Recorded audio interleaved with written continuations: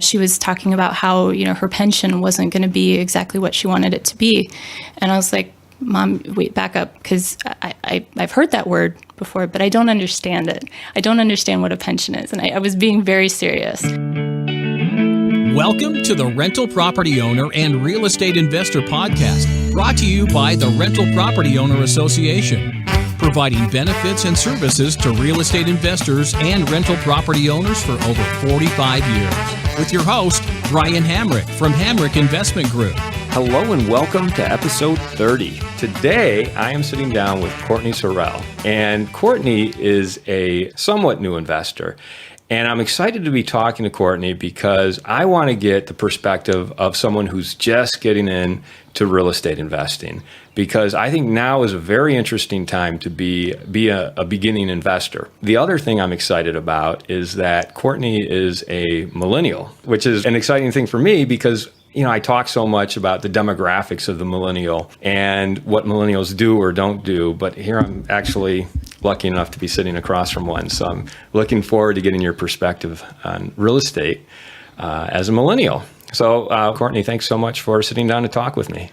Well, thanks so much for that great introduction, Brian. I hope I can live up to all of your millennial expectations here.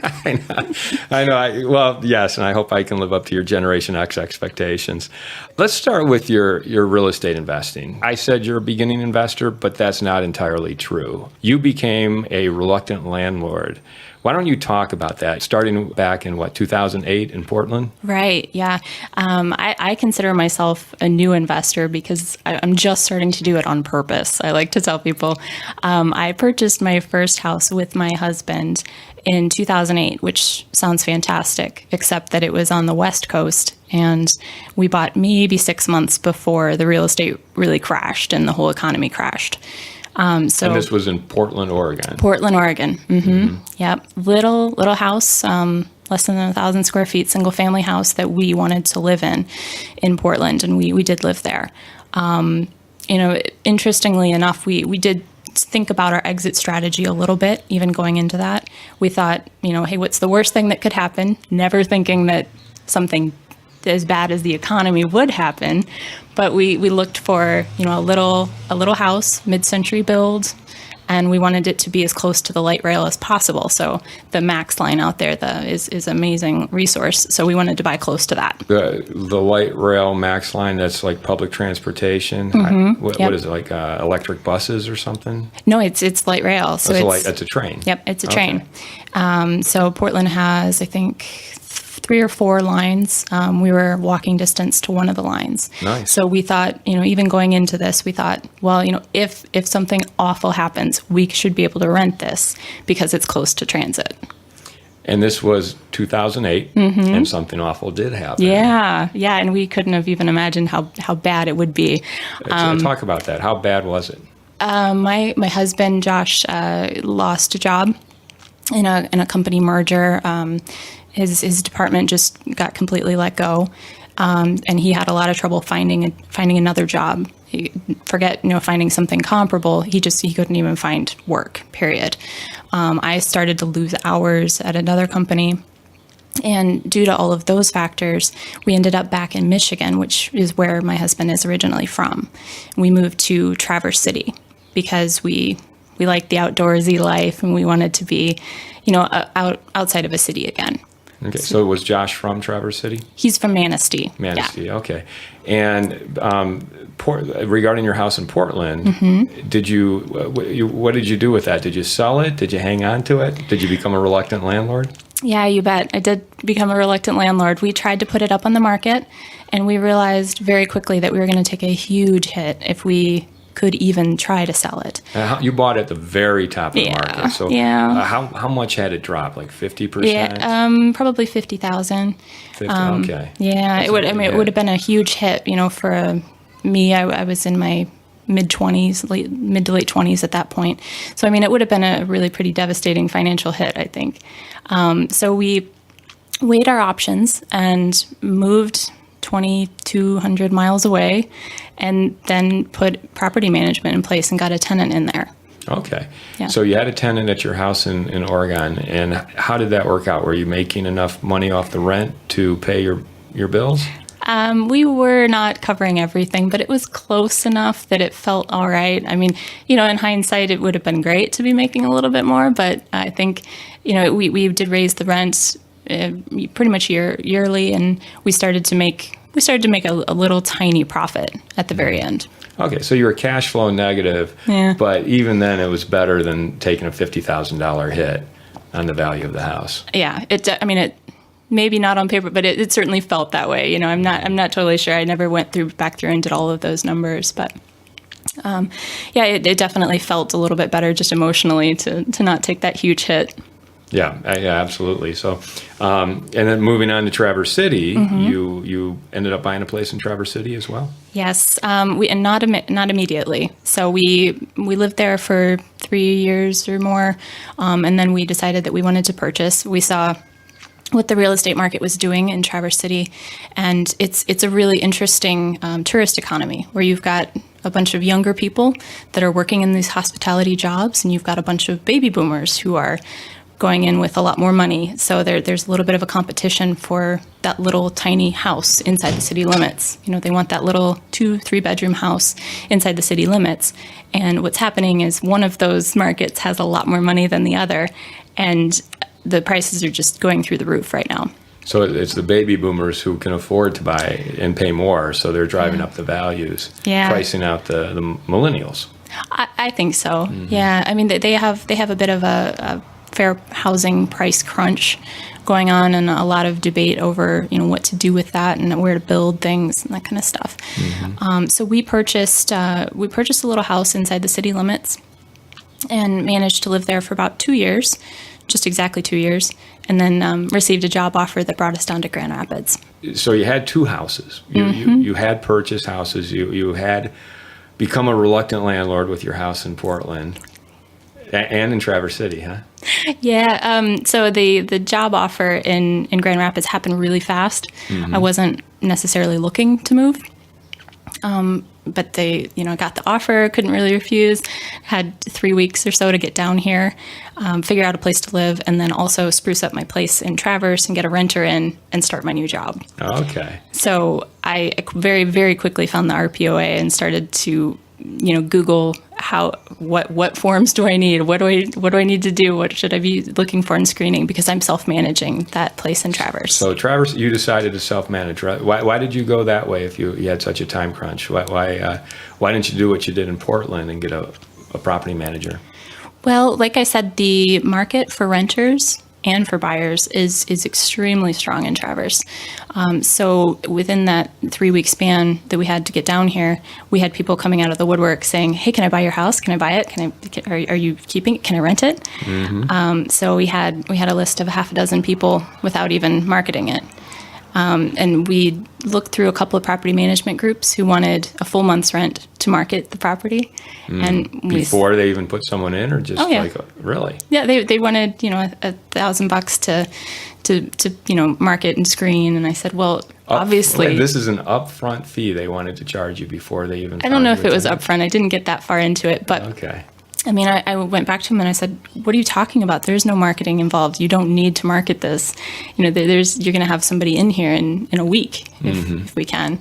So, and because I'd lived there for maybe 5 years, I had a little bit of a network of people up there, and it's not 2,000 miles away anymore. So that property will eventually be sold because we lived there for about 2 years.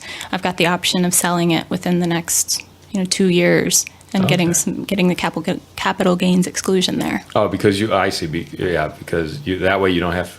If you sell I thought it was within a 5-year period. 5-year period. We lived there for 2. Oh, and you've been here in Grand Rapids for 1 year. Yeah. So you have two more years if you sell, because you live there for 2 of the 5 years. You don't pay any capital gains tax on your profit. That's the plan. So, okay, good plan. That's a great way to go. Yeah. So you're renting it out, and you decided, hey, the market's so hot, marketing is not a problem. I just need to know how to screen tenants properly and put together a lease. Yep. And that's where, and this is a great organic plug for the RPOA.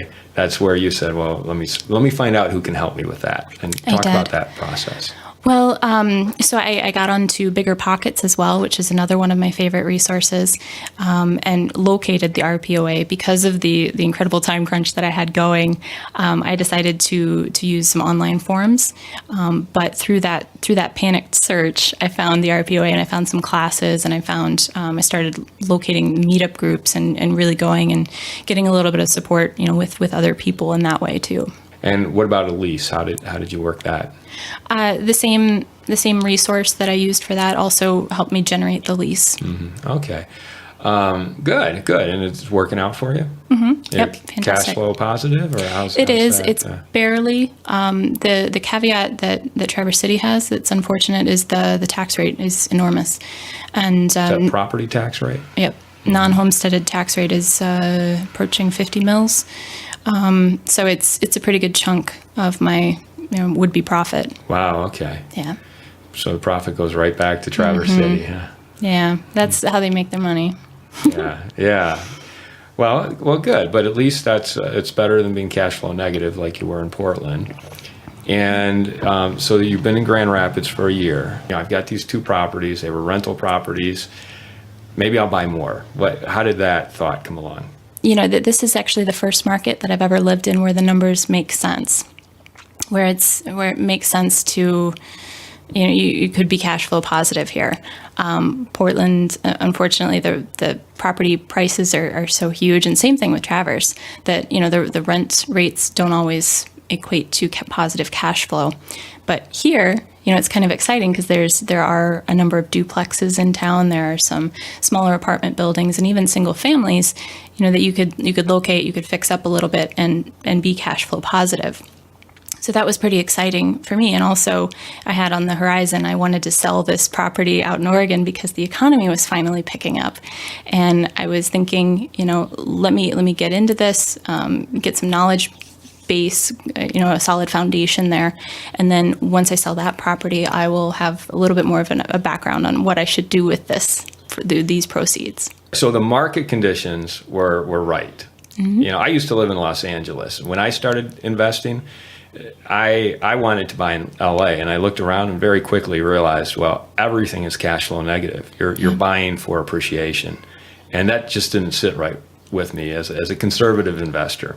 Yeah. And I agree with you with Grand Rapids. It's a much better condition where you can buy cash flowing properties here in Grand Rapids. What I'd like to know from you, though, is, the market is right in Grand Rapids for everybody, but very few people actually say, hey, I'm going to buy rental real estate here. What was it that made you want to become a real estate investor? Well, I think some of this goes back to my age group, and being this millennial mindset. I was fortunate enough to graduate college, get a couple of years into the workforce, and then have the rug completely pulled out. So I feel, for me personally, I never had a whole lot of faith in companies. So I always kind of felt that it was very important for me to diversify my income streams and for me to kind of make my own future. The best way to predict the future is to create it, right? So I feel like some millennials have that sort of mindset where they don't have a whole lot of faith in companies, and we are the first generation that it's been drilled into our heads that Social Security isn't going to be there for us. So we're in charge of our own retirements as well. So the message that this generation is receiving is very much, you need to take care of yourself. And I had gotten my hands on a copy of Rich Dad, Poor Dad, and I decided that that's the way that I wanted to go. So I was essentially biding my time a little bit until I managed to get into a market where it would actually work out.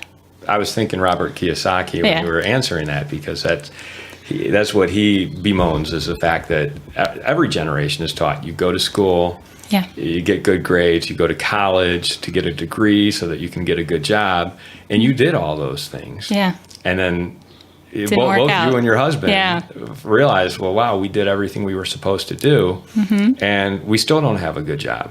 Yeah. We're forced to move across the country to find a livelihood. Yeah. So that was part of your thought process as well. You need to create your own wealth. Right. And I feel like that's me being conservative in a little bit of a way too, because, if I'm making my own way here, if I'm creating my own retirement, then, I only have myself to blame. I can't go back and say, oh, well, this company that I worked with for 20 years, they're not, they didn't pay the retirement that I want them to pay. It's on me.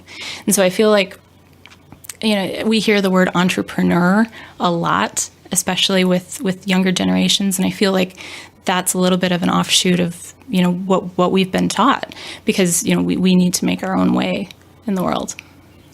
Yeah, absolutely. And so you feel like that's a conscious thing that people your age are thinking, is that it's up to you. It's not, you can't rely on a company. You can't rely on a 401k.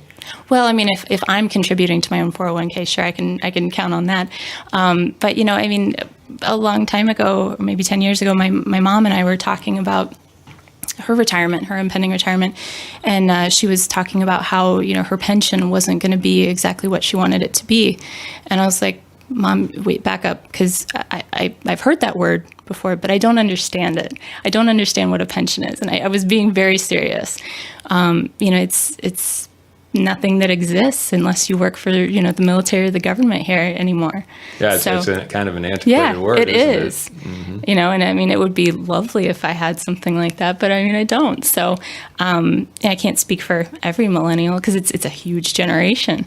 It's, maybe 19 to 35. There's 75 million of us out there, and we include, I don't know, Justin Bieber. And I mean, but, it's a very, very wide demographic, but at least for me, that's why I'm a real estate investor. Mm-hmm. And do you what you talked about Robert Kiyosaki and Rich Dad Poor Dad? What other references are out there for you that kind of help you along this line of thinking? I'm a hardcore learner, so I love books. I'm constantly reading. I love podcasts. Especially this one. I really, really enjoy Bigger Pockets as well. Those forums are really, really helpful, just to even, stalk and just see what's out there, what people are doing, what people are investing in. Books? The Millionaire Real Estate Investor by Gary Keller. Keller's a great one. And his other book, The One Thing, is really interesting too, goal setting. I really like goal setting and figuring out daily, monthly, quarterly, yearly goals, and I love my podcasts. I was just talking with someone the other day about podcasts, and podcasts are really revolutionary. I mean, it's only been within the past, 5 years that podcasts have really kind of taken off. So we talked about your mindset. You realize, okay, you need to create this wealth for yourself, but you're still somewhat a beginning real estate investor. Oh yeah. You're a reluctant landlord in Portland, intentional landlord in Traverse City, but both were by circumstance. Now you're in Grand Rapids, and you are focused on finding an investment property. Can you talk about how that process went for you? Well, we decided that our first purchase in Grand Rapids would be a house hacking sort of endeavor. Explain it. I hear that term, house hacking. And what does that mean? It's just, buying a house that you want to live in, but also somebody else is helping to pay down your mortgage. Because you have rental income? Right. Okay. So it's a multi. It's usually a small multi, I feel like, but I think people could house hack, all the way up to bit larger multis. But I think most often it's duplex sort of situations. So you start with a duplex. You live in one side, rent out the other side. The income from the other side pays basically your mortgage. And then you go buy another one, live in that. Maybe. And just keep buying multifamilies that you can live in, or that where the rents pay off the mortgage. Right. Okay. Exactly. Well, I think I haven't actually completed the whole process of this yet, but it feels like a really good way, to gain some equity, but also, have some extra income that you could start saving and putting down towards something bigger. So that's what you decided to do. Yep. And you decided a duplex was the way to go. Yep. So talk about that process. Where did you begin? Well, definitely the meetup groups. I'm pretty regular at the Monday night Buffalo Wild Wings meetup group, and I was very fortunate to find a rock star real estate agent almost immediately, and started working with Allison Coatsier, who's been amazing. Allison from Compass Realty. Mm-hmm. So you met her at the Buffalo Wild Wings meetup on Monday night. Sure did. Mm-hmm. Second Monday of the month. Yep. Yes. Great. So you met Allison and hit it off. And what did she do? Well, as far as I am aware, Allison and her dad, Tom Coatsier, are some of the highest volume rental investment property realtors in town. And they do an amazing job of helping investors locate and buy or sell investment real estate. So she had a little consultation with us, trying to help us figure out and nail down some of our goals and what sorts of properties would help us get there. And how did, what kind of questions would she ask you? And then what was the outcome? What did you narrow it down to? Well, she asked us, what we wanted to do. And I think the house hacking kind of came up pretty quickly. More of the, what sort of target price were we looking for? Had we considered X, Y, and Z? So, what sorts of areas were we looking for? Did we want larger units versus, did we want side by sides or up downs? All of those kinds of things that she's awesome with. And then she also started to help us think a little bit about city certification, which was new for us. That is not something that we had dealt with in either of the cities that we were in. So Portland and Traverse City did not have city certification. Nope. Well, for those who don't know what you're talking about, explain what Allison meant by that.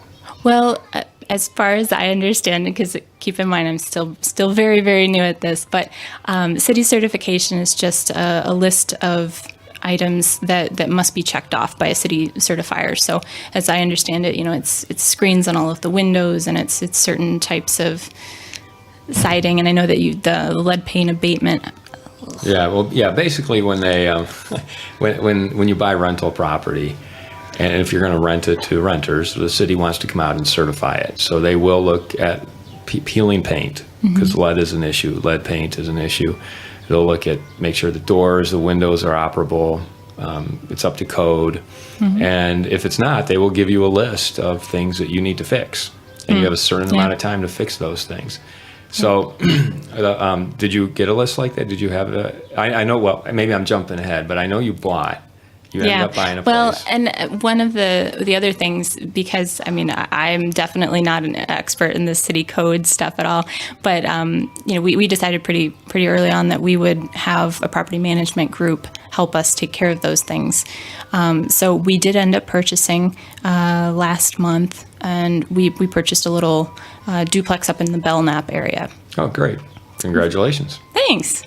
Yeah, I'm excited.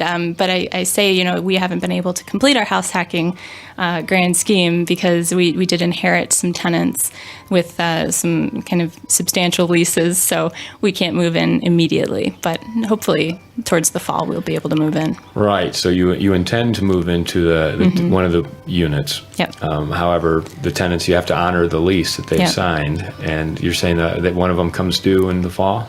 Yep. One of them comes due in the fall, and the other one was an interesting situation. We thought that the lease was expired whenever we were going through the closing process, and we were thinking, awesome, this will be great. This lease is expired. They're on month to month. We can move right in. Well, it turned out that they'd managed to get a lease renewal in right as we were closing, so they're in for a whole nother year. Well, that's a little dirty on the seller's part. So they knew you were buying it, but they chose. Yeah. Well, we didn't own it yet. I was a little bit bummed because that market rent was low. It was definitely a low rent. So tell me about the duplex. Did you get it? What were if you don't have to tell me the exact numbers, but just give me a ballpark idea of the cash flow and what kind of deal you got on this property. Well, so it's below market rents right now, and it's on a street that's definitely an improving street. We bought it very intentionally that way. So we tried to be very much in the path of progress. So some of it was, I don't know if you want to call it speculative, but we know that we could fix up the units a little bit and get much higher rents out of it. One of the units was renting for $150 more than the other, so we know that there's room to bring up that other unit to that level at least. And one's kind of unique. It's a 2-bedroom, 2-bath, which it's not terribly common in that area. So we liked all of those things about it. Do you have a management company that's managing it right now?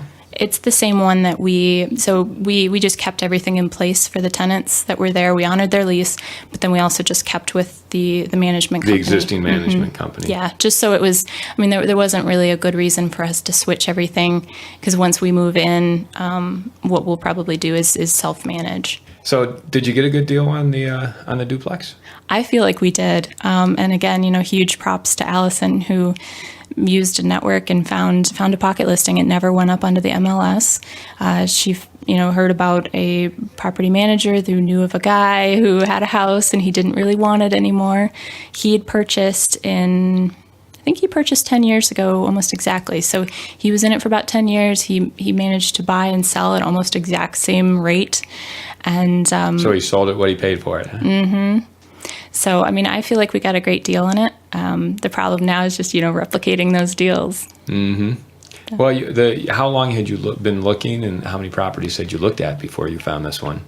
Well, I think we probably started looking around November. Every property that we've ever purchased has really been kind of off-season. We've never purchased in the summer, so we've always had pretty good luck in the winter and the springtime. But if you started looking in November, it seems like that, must have taken you about 5 or 6 months to find something. Yeah, and it did. I think we probably, I ran numbers on probably 10 for every one that we walked through. So I think that we maybe walked through about 12 duplexes, duplexes, and I think maybe even one triplex. And then we ended up putting in an offer on just the one, and it went through. So you looked at a lot, but you only made one offer, and that's the one you ended up closing on. Yep. Talk about that. You were running your numbers on duplexes. What were you looking for when you ran your numbers? Well, I love these RPOA classes, and I was fortunate to go to one with Russ Van Den Toorn, who was talking all about the APOD, and now I'm trying to remember what that acronym stands for. Annual Property Operating Data. Yeah. Yeah, that's Russ exactly Van Den Toorn teaches the APOD class, which is a great class especially for beginning investors, but even advanced investors, to really learn how to run their numbers. Yeah. And I mean, before that, I had some conception of, all of the different deductions I'd need to take out of rent to help determine cash flow. But I like that APOD. It's just a little bit simpler, and it feels a little bit more accurate than what I was doing before. So I switched over to exclusively using the APOD. Now, he gives you an Excel spreadsheet, APOD, where you enter in the rents and the expenses. Right. Yep. And at the end, it kind of tells you, how much money you're going to make and what the cap rate is and the cash on cash return. So it gives you some of the key ratios. Well, and it helps you make sure that you're not forgetting anything, like snow removal. It's very important here, of course, but it's one of those things to easily forget, or common space electric, or property tax. Yeah. Well, I can't forget property tax. All of those things. It just makes sure that you have some basis for those as well. Good. So you took Russ's APOD class, and that helped you kind of run the numbers for your duplexes. Yeah, and you ran the numbers on this one. They must have made sense. What were you looking for? A certain cap rate, a certain monthly cash flow? What was your goal? For this particular one, I wanted some cash flow, absolutely. But for this particular one, I also wanted a place where I actually wanted to live, because this was going to be my house as well. So what I was looking for essentially was the best deal in a place I actually wanted to live. So there might have been deals where I could have gotten more cash flow, but this was the best option for us at this time. Okay. Yeah. So because you knew you were going to move in there, so you could have got a better deal, maybe more cash flow somewhere else, but it wasn't necessarily where you wanted to live. Yeah. This is it's a fun little location. It's close to downtown, so and close to all the highways too, which makes a big difference, for getting around. Yeah. Belknap neighborhood is a very good neighborhood. It's very well located, just north of the freeway from downtown. And a lot of development coming in too. So there are big developments. Is it GVSU, Grand Valley State University? They haven't even broken ground yet. So there's a big 2-block development that's happening just north of the highway for very high-end condos and also like a big restaurant. Some mixed-use restaurant, commercial space. How close are you to that? Next block. Oh, good. So you can walk. Now you'll be able to walk to a restaurant. That'll really help improve your values. And then GVSU has not broken ground yet, but I was looking through the news briefs on all of that. They should be breaking ground on I think it's a human medicine campus in the Belknap area. They're taking down, I think, 2 or 3 blocks of Belknap area. Basically what's happened in Grand Rapids is the core downtown area has been built out. So as Grand Valley State University or some of the businesses want to expand, or even as new development comes in, the downtown is either built out or it's too expensive. So they're going out to the nearest neighborhoods, and Belknap is one of those neighborhoods where you're starting to see some new development happen. Yeah, it's exciting. Yeah, and not to mention, you also have Heritage Hill and historic areas where you can't really develop or build out. So probably that's at least, I don't know, if I look at a map, probably a third of the neighborhoods where development can expand to, they just can't in historic neighborhoods. So they have to go out to Belknap or the west side, or even further. Yeah, there's a lot of really promising neighborhoods in the area. Yeah. There's a lot of growth going on right now in Grand Rapids. So you made a great decision to invest here. What's your next step? What are you going to do next? Well, that's the $1 million question, I suppose. So we almost simultaneously we were working on selling our Portland house because the market has finally picked up to where we needed it to be out there. That was an interesting selling process because we never met our realtor. Never saw a seller, never saw anybody. We didn't even leave Grand Rapids to sell 2,500 miles away. Did a mail away closing? It was the smoothest. It was nothing went wrong. Absolutely nothing went wrong. It was 100% on schedule. It was amazing. Wow. And what's really cool out there, we found a realtor that was through Redfin, which seems to be kind of West Coast based. But they've recognized that those markets are really, really hot. And to be competitive, they will discount their listing rates. And so we did a whole transaction for 4.5% instead of 6%. Great. So you saved some money. Did you make a profit? We did. Good for you. So you bought it in 2008 at the height of the market. Yep. You were able to hold on, rent it out, cash flow negative.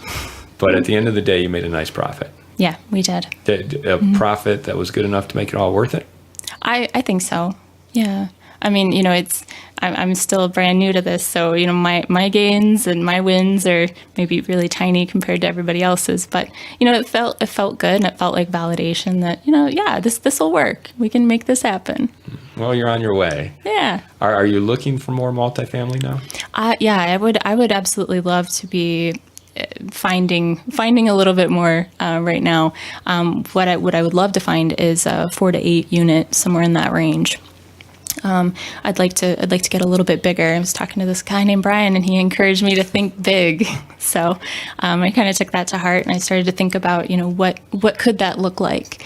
And started to talk to different commercial lenders and look at what's out there, and started to think, is that something I could do? All right, well, maybe, Well, I would encourage you to take my advanced financial analysis class next Thursday. I'm already signed up, Brian. All right, good. Oh, perfect. Because what I will convince you of, when you say 4 unit or more, I will convince you that you should go at least 5 units. Go commercial? Because once you're at 5 units or more, you're getting a commercial loan. And it's much, much easier to get a commercial loan because the financing is much easier to get. And the value is based on your net operating income, which is basically your, what the money that's left over after you collect your income and pay your expenses. not including your mortgage or your debt service. I want to ask you, just as a beginning investor looking in this market, even though Grand Rapids is a great market to be investing in, what frustrations did you encounter as you were looking for the right type of property? Well, if you really drill down into your numbers, sometimes those are difficult to find because it's getting to be a hotter and hotter market. There are a lot of investors, willing to take a little bit less return, people that are investing from out of state or wherever. Honestly, our biggest frustration wasn't necessarily the search. It was we had a really extended closing on this because of the bank that we chose. There was nothing inherently wrong with any other piece. Our realtor was fantastic. Title, appraisal, everybody was great. It was the bank that really, really, really held us up. This was a fairly small purchase, and we were well-qualified buyers, but the bank was requesting things twice and three times, and then once we got bumped from the mortgage loan processor to the officer, they were re-requesting things. And they weren't reading the things that they were getting back from us. And because that one tenant in our case re-signed a lease at the last minute, they had to present us with a different loan type because we couldn't move in right away. So we went into this thinking, well, we could live in this. This is going to be a primary residence. And so because the bank didn't read those papers in a timely fashion, they had to give us a second loan option with a different interest rate. And so that happened the day before the original closing was supposed to happen. Oh, so when the tenant re-signed their lease and they realized that, oh, wow, that's... And so the bank could have caught that weeks before, but they didn't. And the day before closing, we had this very panic moment of, well, now we need to extend this purchase agreement because the bank isn't gonna let this happen. Well, the next week they called me again and they said, we forgot to check off this item. Here's loan option number 3 for you with another down payment that you have to make and a higher interest rate still. So that now they've given us 3 loan because now you're buying an investment property as opposed to a residence. Well, that was loan number 2, and then they messed up something else and they gave us loan number 3. So it was this horrible domino effect of and they were very, very difficult to get a hold of.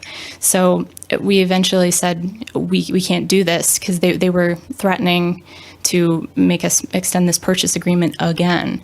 And I called another rock star in the area at United Bank. My banker is Shannon Smith, who's fantastic. And she said, this is ridiculous. Let's figure this out. We can get you to the closing table and not extend this. And so she came in and she was our savior. So you switched to another bank? Yes. Wow. So was this a small community bank that you were dealing with in the beginning? No, it was a national one. Yeah, so a national bank. Yep. Yeah, it seems like, and that's another problem I have with residential loans, is there's just so many hoops they have you jump through. And I mean, did they give you an idea of why they were having you do all this extra work? They just weren't paying attention. Mm-hmm. That was plain and simple. They didn't care, and they weren't paying any attention. I mean, it was bad to the point where I actually filed a formal complaint. And the person on the other end of the phone was a customer service agent, and they said, "Oh, we'll be back to you within 7 to 10 business days." And I said, "This does not work for me. I have to get to the closing table in a week. You can't address my complaint in 10 business days." So this national bank basically just drove you crazy, made you jump through all these hoops, and at the end of the day, you went to United Bank, which is a local bank. Yep. And they were able to help you close quickly? Yes, they were amazing. And so 100% recommended. Good. And the terms were just as good, if not better? Yep, everything's very, very easy. And as I start to look for slightly larger properties too, I'm in contact with some of their commercial loan agents. So it's very seamless. It's working the way up there. Yeah, and that's another reason I like commercial, is because commercial is a much simpler process. Or it can be, I should say. They don't make you jump through the same type of hoops as the residential. All right, well, as we wrap it up, Courtney, I'm wondering if you have any advice for our listeners who may be in the same position you were in a year ago, where they're looking to get started, they want a house hack and be just like you, where would you suggest they start, and what other advice would you have for them? I mean, my biggest advice is just reach out. You utilize all of the meetup groups and the education that you can through Bigger Pockets and our POA, and don't be afraid to talk to people. You know, it's a very intimidating thing to get into right off the bat, but a lot of people are very, very willing to talk about it. So get out of your comfort zone a little bit and just, go and talk to that person. Now, when you went to the Buffalo Wild Wings org breakfast meeting, did you find it intimidating at first? Oh, absolutely. Why is that, and how did you get over it? Well, I'm a pretty hardcore introvert, so just getting out of my own way is probably hurdle number one for me. And then also, it's a very male-dominated field, and I personally don't have the construction skills. I'm not coming from those sorts of backgrounds, so it can be a little bit intimidating for somebody in my position. I feel like I don't always have a whole lot to bring to the table, but there are other people in that situation too. So, and everybody's looking to build their team. So, you gotta find the people with the skill sets in each specialized niche. You need your realtor, and you need your banker, and you need all these people. So building your team makes you not have to have all of those skills yourself. I would totally agree. And there's a great team that you can build from the people who do show up to these meetings. I mean, obviously, you met Allison, who became your rock star broker. Yeah. You met your banker at United Bank, who obviously helped you. And Allison recommended that one. Allison introduced you there. Who else is on your team? Well, and one thing I do need right now is property management.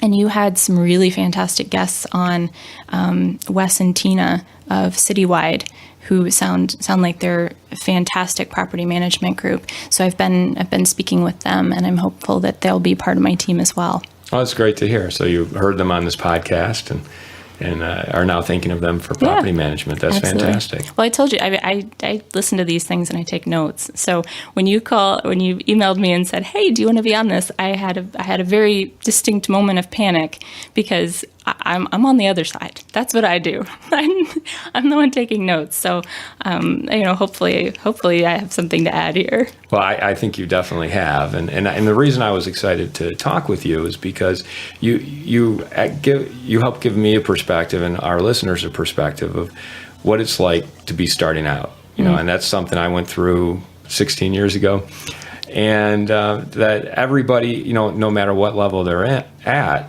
has been where you are right now, or hopes to be where you are right now, because you're no longer a beginning investor. You own a duplex. You've had 2 single-family rental properties, so you're on your way. And just don't know where I'm going. But you do, because your next step is 5-unit or above. Okay. A commercial 5-unit or above, right?